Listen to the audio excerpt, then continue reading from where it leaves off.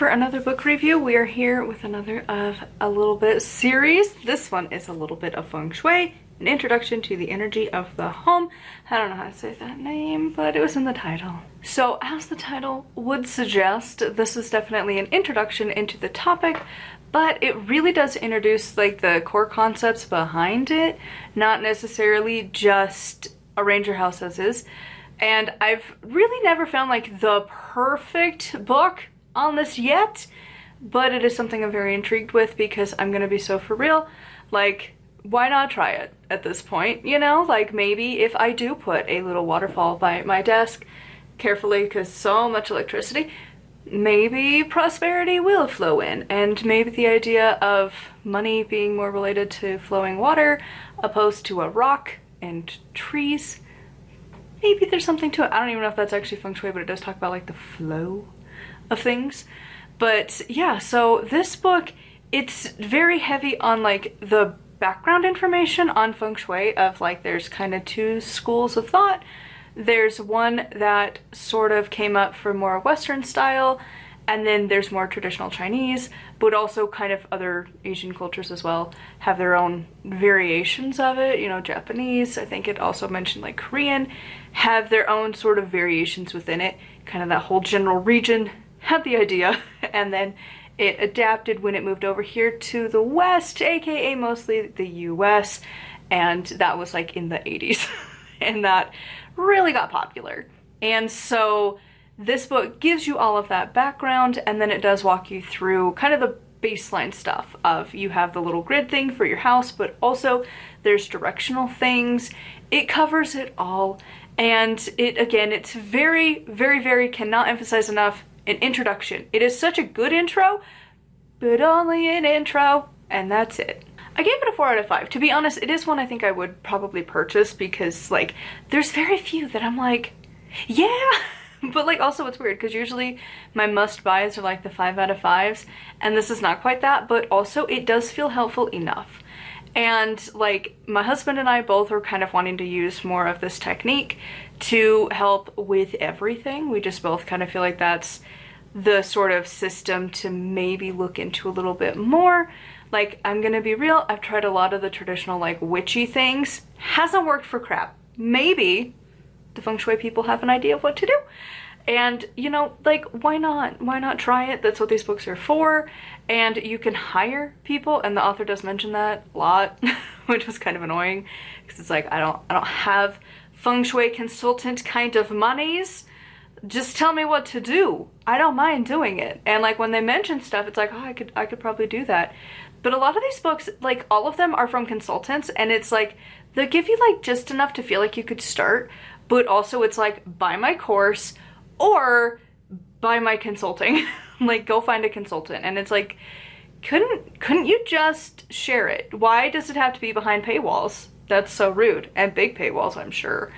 And like I don't know, it's one of those where it's like I would love to learn more, and like some of the things I don't do correctly. See that door? Yeah, I'm supposed to not do this exact scenario.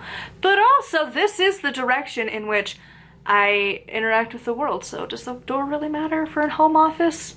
I don't know. And some of the stuff that I really liked is something that like I don't think I've found on the other ones, but I'm like super intrigued at the concept. But also I just love imagery that you can leech onto.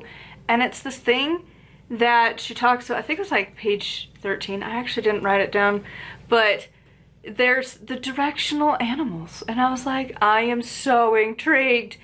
Because you have the black tortoise of the north, the red phoenix of the south, the white tiger of the west, and the green dragon of the east. Do tell me more. And it only, again, it's just a little intro. And I'm like, but I want to learn more. What do you mean? It sounds awesome. And again, also certain things of like, you know, having like flowing water at your career area, but also like certain areas of your home is supposed to have flowing water. And then also like there's things of like I would love to know, does it have to be the technical front door of your house, or is it the door everyone uses that counts as the front door? You know, because like if you never ever use your front door, does it really count as the front of your house at that point, or would it be the door you actually use? I would love to know, because I'm not a person that uses the front door at any house. Like, even when I go up to my dad's house, like, I guess I sometimes, like 50-50 shot for that one, but I like to use the back door of the house because it's like, that's where I park my car, and then you just tootle into the house. That's not the front door. And like at our house, we never use the front door. Most of the people here don't. Everyone uses the side doors out here. So like, no. And like, most people, you know, you pull into your garage, you're gonna go in that door, you're not gonna go in your front door. So would that count? Would that change things? It doesn't exactly tell you. And I'm very intrigued with like the thing of like you're supposed to have the coin thing. I'm very intrigued by that magic. I want to learn more. Where it's like a specific coin that's like a square in a circle, and you're supposed to hang it on red string specifically. That's very specific. And it's supposed to be in sets of 3, so like 3, 6, 9. And I'm intrigued by it. Do tell me more. I want to know. So like, I feel like I'm just gonna go down this rabbit hole of feng shui, but like, I would love to know, because I'm gonna be so for real. Some of it makes sense. When you're reading this book, it talks about things where you're like, yeah, though. It's like, when you think about restaurants, and then they, like in this book, she talks about like fast food I assume that's a she. Maybe it's a he. I don't actually genuinely know. I just kind of assumed. Yes, it is a she. That name, I don't know. If you know the language, you'd probably have a vague idea, but I don't. The only word I know is Johnson, and that's a pretty generic last name. The author, she talks about fast food places and like the yang energy throughout, and then comparing it to more of a yin energy of like a spa, and talks about like with your home and stuff. And I'm like, okay, I can see that. And I'm like, oh, so we are very, very, very, very yin, aren't we? And I talked about like different energy types too, where there's like the good energy, the like, what was it? Oh God, there was like, there's good, dead, and dying. And I'm like, oh good, where we live, I'm pretty sure we're in the dead category. And it talked about how like if you live by a cemetery that it would be like the very bad energy, and I'm like, no, God, please, that would be great. Maybe it's different over there, but like here, like cemeteries are beautiful. Like they're so well, like most of them, not all, but most of them are very well maintained. They're beautiful spaces. That's like such a peaceful energy. Why would you not want more of that? Compared to what we have, and it's like, don't live on this type of street. Don't have this, don't have that. I'm like, oh my God. Check, check, check, check, check. Like, if your neighbor's houses are in disarray and you look across the street of peeling paint, and some of the houses in town, you're like, I think it's held up by paint at this point. I think that's the only thing that's keeping this up. Because some of these, it's like a strong wind should just go, boom! Old house is not well maintained. It looks rough. And, oh God, it's just like, I could see how you would need to adjust things, and this book gives you just enough to get ideas, but not enough to actually do much. And of course, the first step of every book ever, declutter. And I hate how much it's true, but I'm gonna be real, sometimes it really does help. Like I'm decluttering our garage right now so I can park my car in there, and it did actually help the energy flow of life. Did it help financially? Absolutely not. It did give me a glitch where I thought it helped and then it didn't, but maybe I needed to also have flowing water. And, you know, have the string with particular coin thingy things hung by my desk. That would, maybe that's the answer, you know? But yeah, so I would love to have this system work, but like, they just don't understand how hard it is to declutter. It's really hard. It takes so much brain power to figure out where to put things when you can't afford to buy the homes that it needs to actually organize in the way your brain needs.